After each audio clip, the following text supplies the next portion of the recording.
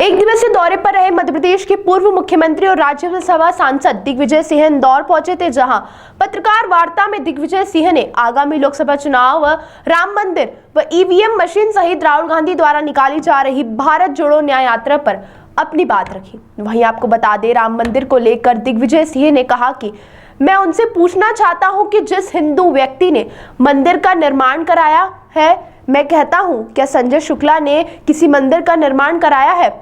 वहीं राम मंदिर प्राण प्रतिष्ठा को लेकर दिग्विजय सिंह ने कहा कि अपूर्ण मंदिर के प्राण प्रतिष्ठा करना यह सनातन धर्म की परंपरा के विपरीत है। वहीं दिग्विजय सिंह ने कहा कि और यदि ऐसा होता है तो यह विनाश के लक्षण है। मंदिर का निर्माण जब तक पूरा न हो जाए, जब तक ध्वज और कलश न चढ़ जाए, तब तक स्थापना नहीं हो सकती है। लेकिन प्रधानमंत्री नरेंद्र मोदी ने केवल भगवान राम के मंदिर के निर्माण का एक बहाना बनाया है। दिग्विजय सिंह ने कहा कि राम मंदिर निर्माण में सभी ने चंदा दिया था, जिसमें मैंने भी चंदा दिया था। अदालत के फैसले के बाद हम सभी ने स्वीकार करते हुए चंदा दिया, लेकिन प्रधानमंत्री नरेंद्र मोदी ने इसे पॉलिटिकल इशू बना दिया। राम मंदिर को राजनीति से अलग करने की जरूरत है। दिग्विजय सिंह ने कहा कि मंदिर निर्माण के लिए देश के पूर्व प्रधानमंत्री नरसिम्हा राव ने, चारों शंकराचार्य ने और रामानंद संप्रदाय के रामायण न्यास का गठन किया गया, उनसे निर्माण करना चाहिए था। निर्मोही अखाड़ा, जो कि कई सदियों से सेवा करता रहा है, हनुमानगढ़ी में उनको मंदिर से बिल्कुल अलग कर दिया और उनकी जगह विश्व हिंदू परिषद को लेकर आ गए दिग्विजय। वहीं कांग्रेस के पूर्व प्रदेश अध्यक्ष सुरेश पचौरी व कांग्रेस विधायक द्वारा कांग्रेस छोड़ भाजपा का दामन थामने पर दिग्विजय सिंह ने कहा कि वो कांग्रेस की विचारधारा से जुड़े हुए हैं, जिन्होंने राजनीति में प्रवेश किया है, वह सोच समझकर विचारधारा के लिए किया है। इस देश में 3 विचारधारा है, एक कम्युनिस्ट की, गांधी नेहरू की, सांप्रदायिक सद्भाव और भारतीय संविधान की जो मूल आधार है उस पर जिनका विश्वास है, और तीसरी विचारधारा है संघ के। अब जो लोग छोड़कर जा रहे हैं, मुझे लगता नहीं है कि कोई विचारधारा की बात होगी। यदि विचारधारा की बात होती तो कांग्रेस में आए क्यों थे और कांग्रेस से चुनाव लड़े क्यों थे? भाजपा के खिलाफ उन्होंने लड़ाई क्यों लड़ी? जिसको लेकर दिग्विजय सिंह ने कहा कि सत्ता और कुर्सी का राजनीति में कम से कम मेरे लिए उतना महत्व नहीं है जितना विचारधारा का है। मैं उनसे पूछना चाहता हूं, जिस हिंदू व्यक्ति ने कोई मंदिर का निर्माण कराया है, मैं तो कहता हूँ संजय शुक्ला जी ने तो मंदिर का निर्माण कराया है उनके परिवार ने, तो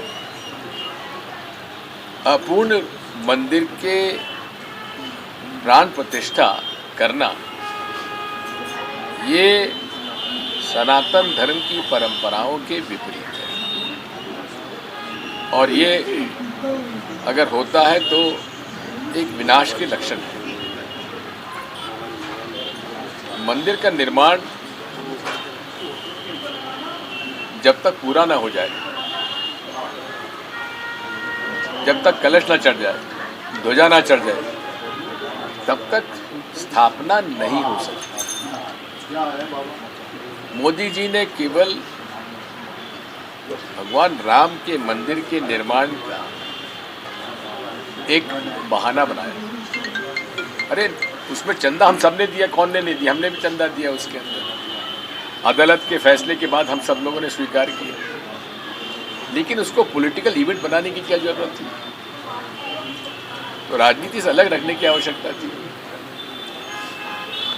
मंदिर के निर्माण के लिए नरसिम्हा राव जी ने चारों शंकराचार्य और रामानंदी संप्रदाय के रामनरेशाचार्य जी को लेकर एक रामालय न्यास का गठन किया, उससे निर्माण कराना चाहिए था।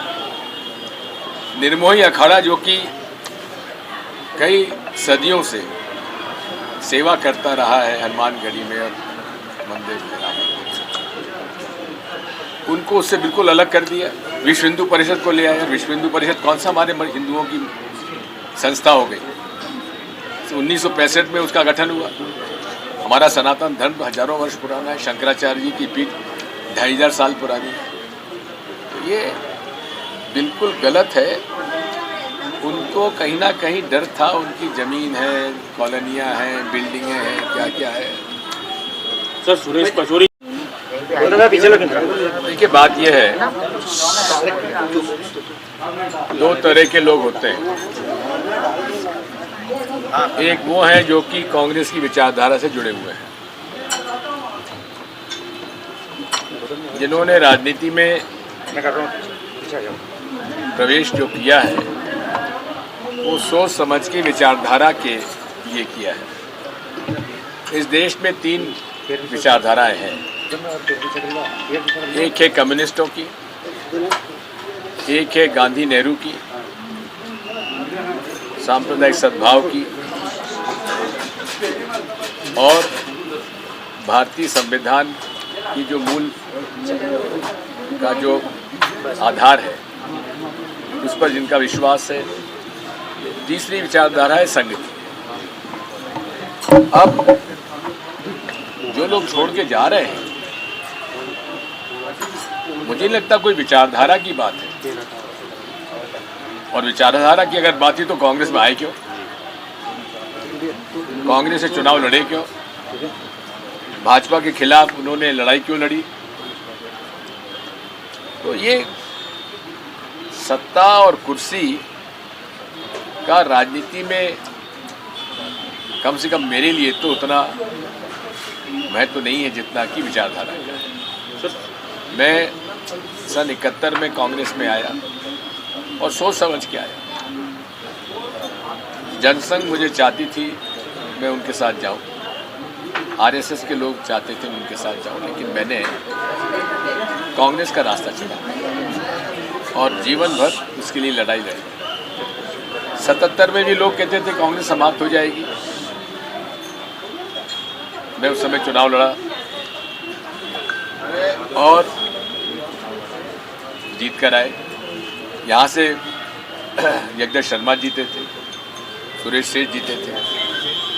ऐसा नहीं है, कांग्रेस पार्टी जन जन में है। नेता जा सकते हैं, लेकिन कांग्रेस का जो नजर आता है नीतीश कुमार भी उधर चले गए, फिर इंडिया अलायंस में भी दिक्कतें चालू हुई। तो मुख्य कारण क्या है? क्योंकि चुनाव आने वाले समय में कुर्सी, बिना कुर्सी के नहीं रह सकते ये लोग। लोकसभा चुनाव में कांग्रेस किसके चेहरे पर जाएगी मध्य प्रदेश? हो रहे हैं। लोकसभा चुनाव में कांग्रेस किसके चेहरे पर जाएगी मध्य प्रदेश? हमारे पास चेहरों की कमी नहीं है। सर बीजेपी महिला लाने की तैयारी कर रही है। बीजेपी जो है इंदौर में महिला चेहरा लाने की तैयारी कर रही है। सेंट्रल क्या गवर्नमेंट के आपकी मिनिस्टर की भी जानकारी चली आ रही, नाम चल रहा है कि कोई सेंट्रल मिनिस्टर भी यहाँ से चुनाव लड़ सकता है इंदौर से। तो ऐसी क्या कोई अभी कोई महिला गांधी जी का टिकट कट रहा है क्या? मतलब दिल्ली में जो शर्मनाक घटना हुई कल, नमाजियों को लात मारने, उसको किस तरह से देखते हैं? बात यह है, किसी भी व्यक्ति को अपने धर्म का पालन करते हुए उसे रोक टोक नहीं करना चाहिए। भाई उसको मना करना था, मना पहले कर देते या बाद में कर देते, लेकिन जिस तरह से जो बर्ताव किया गया है वो ठीक नहीं। सर वल्लभ भवन में आज फिर एक बार आग लगी है। अब यही तो मुसीबत है, हर साल आग लग रही है। मेरे कार्यकाल में एक आग नहीं लगी, अब हर साल कभी सतपुड़ा में लग जाती, कभी वल्लभ भवन में लग जाती, फिर विंध्याचल में लग जाती है। पूरे तरीके से भ्रष्टाचार के प्रमाणों को नष्ट किया जा रहा है। आज तक हमें नहीं मालूम कि वहाँ फाइलें कौन सी जली, क्यों जली, कैसे जली। हर बार कहते हैं जांच हो रही है, जांच का प्रतिवेदन सामने आना चाहिए, वो क्यों नहीं बताते? सर वायनाड से जब